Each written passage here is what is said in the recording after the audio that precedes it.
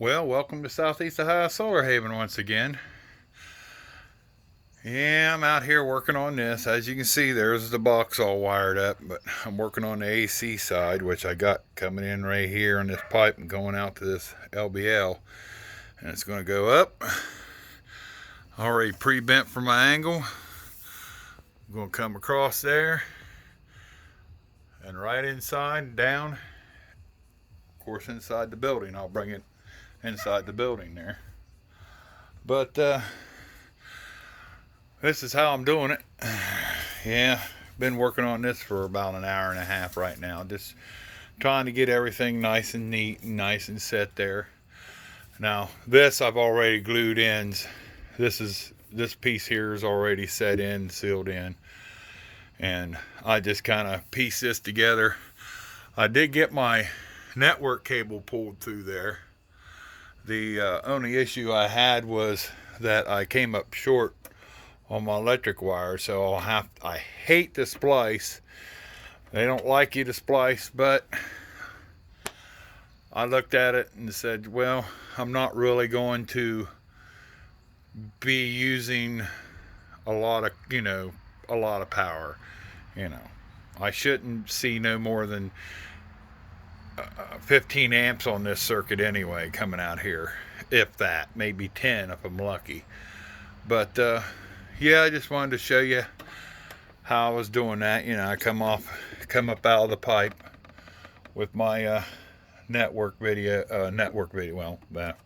cable's right there, but my network cable, and then 120. Like I said, it's just one circuit, and I don't think it's going to hurt anything. It'll be tied into the house, so I won't have to worry about that. And of course, there's the box. I can simply close it up, close the box up, and if I can snap it one-handed, it'll look nice and neat out here. It won't look like crap. I'll have this labeled, letting it know it's a 120 AC circuit or something.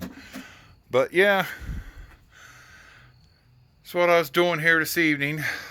So that's how I'm going to do that, and I'm going to run that in there. And yes, the network cable. You never know. Come out here with your laptop, work on things, look stuff up. So, plus future stuff in solar, you never know. You might need a network cable out here at your building.